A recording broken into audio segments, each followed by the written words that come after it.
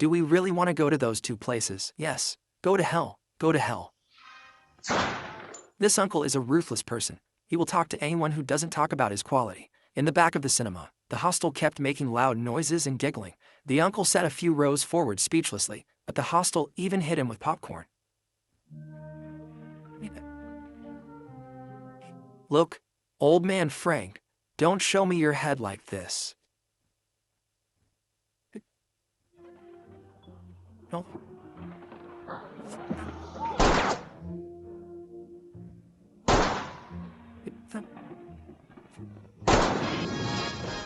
The sky up above, zing, money's caving in.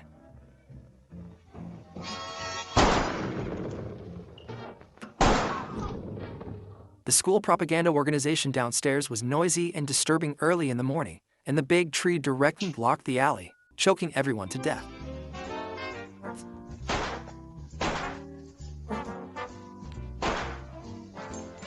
His name was Big. He was originally just an ordinary middle-aged American man who was doing nothing but making do with Shiba's bad life. He was living in Shiba's bad life. He lived in the apartment at CINE Airport. It happened that the division team next door always stayed up in the middle of the night and screamed incessantly. A wild couple. What's outrageous is that they even gave birth to a kid with a built-in nighttime air defense siren, making him feel like he was living in Pearl Harbor in 1941 every night. And all he could think about was thunderclap. Wow, wow. Instead, he grabbed a gun and blasted them into the sky amidst the screams from next door. But the reality was that he could only endure the noise and got up to watch TV. But he could only glimpse the deformity of aesthetics and the depravity of generations. In the news, the host is spreading fear and making condescending comments about the weak who have been affected by the disaster. The judges of the talk show are using the avant-garde banner to make vulgar, idiotic, and extreme jokes that are full of all kinds of discrimination.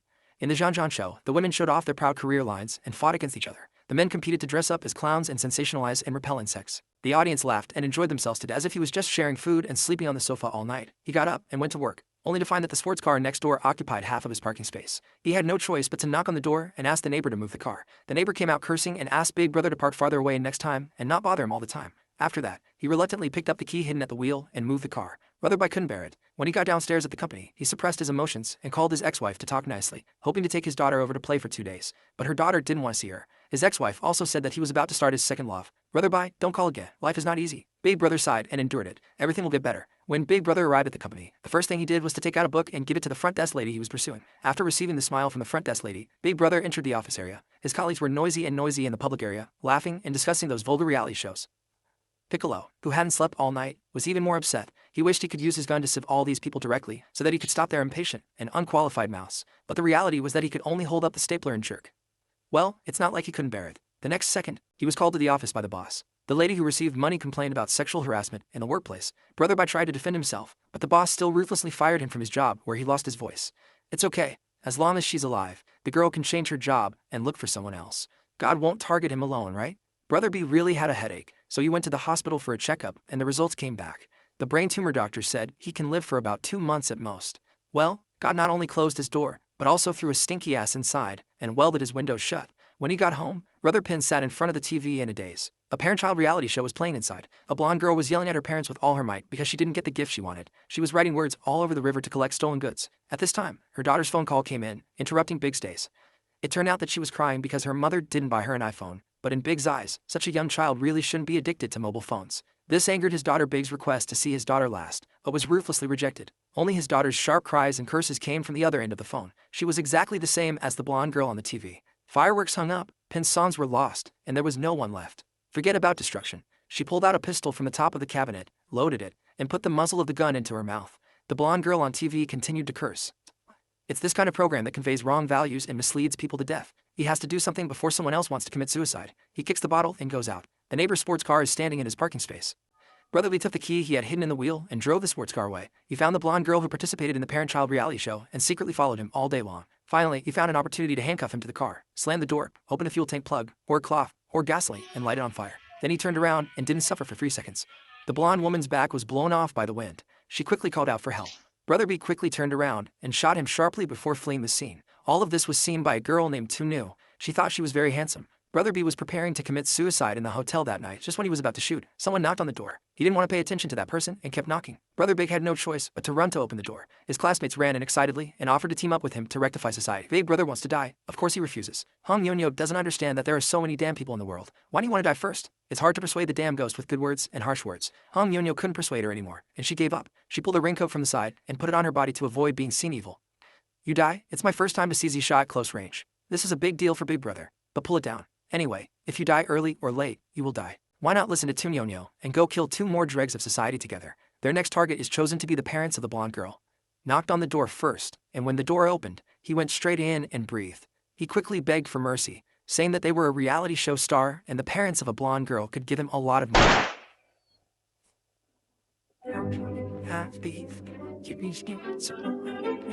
The woman screamed and ran away to chase after Bigger. However, as soon as she turned the corner, the woman was already dead by the knife of the same name. After Risa had a great time, the two came to the cinema to relax. The 2 couples sitting behind him kept talking loudly and laughing strangely. Brother Bai had no choice but to change seats with Tong Yonyo. As a result, the elder brother in front started talking on the phone again. The couple behind him even threw popcorn at him and Brother Bai turned around. Frank, don't let me. Frank. No.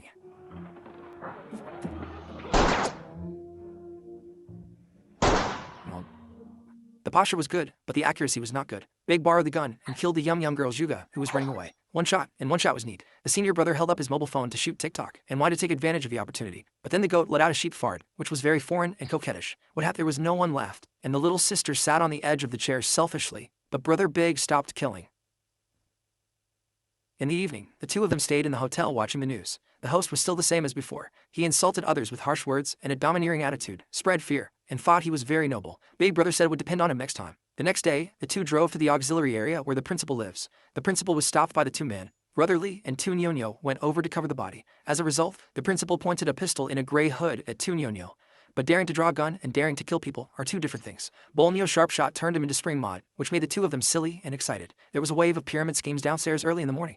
Suddenly, there was a direct shot that killed the leader, Big Brother, and quickly fired 3 consecutive shots to kill the follower. Someone was making trouble with an email on the street. Big Brother drove over in his car. Another half of his body popped out, and he vomited like crazy. He was killed by Piccolo's kick of the accelerator, and the body was pushed off the cliff. The days passed like this day by day, but whether he should say anything or not. Ever since Big Brother let himself go and put down his silly fork and couldn't bear to get used to it, he started doing it. At that time, his head didn't hurt anymore, and his heart didn't feel dry anymore. His whole body felt refreshed, and he was eating horse and horse fragrance. It's not an exaggeration to say that he was a young teenager. At this moment, he received the call from the hospital. Last time you took out the examination report, it was not you who had a brain tumor in your head. You had a headache because you didn't get a good rest. Just listening to Bigger, he felt that this was the reward for being a hero. Bigger told Tong Yonyo the good news. He needed to take Tong Yonyo out of this garbage country and go to Russia to live a good life. Of course, Tong Mingming was happy and went back to pack his luggage. As soon as Tong Mingming left, the wretched man sitting opposite him winked at Brother Bai and exaggerated. He found Ma Zinan. Brother Bai was in a good mood today and ignored him. He flew to the room and the TV was playing. The scholars noticed they were actually Tong Yonyo's parents. They were eager to get the news about Tong Yonyo.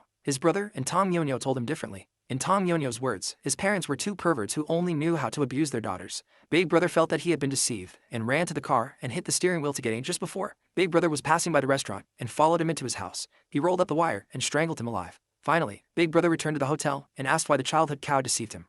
The girl had a helpless explanation because if she told Bigger that she was born in a healthy family, Bigger would not take her with her. But she had long been tired of her parents' incomprehension and tired of the life in Yubo Alan. Only by following Bigger could she feel that she was still alive. But Bigger finally drove off alone. He thought he had ruined his childhood life. He felt that he was no different from those scum who did anything wanton. He found an arms dealer and purchased some strong blood. He decided to put an end to a talent show called American Superstar. This program makes him feel sick. The so-called mentors attack the contestants personally and wantonly suppress their self-esteem. But despite this, countless teenagers are still attracted by moths. They would rather play buffoons as long as they can be famous. I heard that the values of teenagers have been distorted. They don't study hard. They are full of ambitions to become a star and make a lot of money. They carry back their lives, but they don't know that Brother Bud bypassed the restless fans at the door and got in through the back door of the studio. A host was being interviewed in the background. Big Brother was playing the show loudly. He clapped his hands as he passed by and shot. The studio exploded. Big Brother rushed to the stage for the AK and aimed at the loudest fan in front of him. He shot and killed the loudest fan. The screams echoed through the sky. Some of the crowd held their heads and swatted down. Some ran away. Big Brother killed him on the spot. Brother forced him to unbutton and revealed the bomb tied to his waist. He warned everyone present not to move, or they would all be buried with him. He shot one of the judges with his pistol, and the other 2 stood in a row on the stage. Like the fat man before, they also acted ugly and sang and danced. Laugh? Why don't you laugh? There's a security car trying to attack you from behind.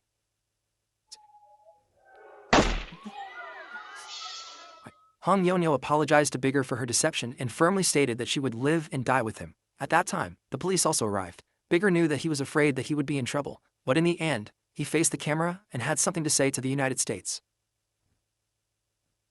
has become a cruel and vicious place. We reward the shallowest, dumbest, the meanest, and the loudest.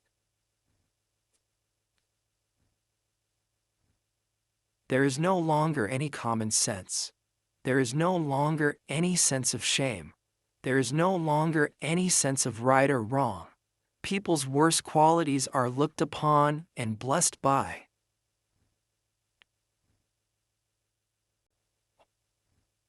It's okay to pretend to be afraid as long as you make money.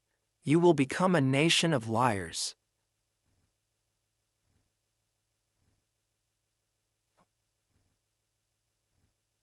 We've lost our kindness, we've lost our soul. What have we become? When we take the weakest in our society, hold them up to be ridiculed. Frank, smiling at our sports and entertainment until they no longer want to live with us anymore. Yes, Stephen.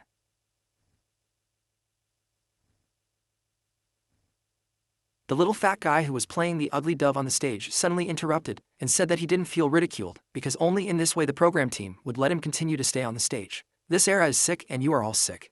Then one handed the AK to Tunyo, and with just one look, the two understood each other's determination. They were those hopeless Americans and opened fire. At almost the same time, the police's firepower also focused on them, but they were not afraid of death. They wanted to use their blood to awaken the national spirit of the Americans. But in the end, everything is in vain. No one will be grateful to them. The era will define them as terrorists and target them with shame. When the world becomes muddy, it will become a sin to wake up.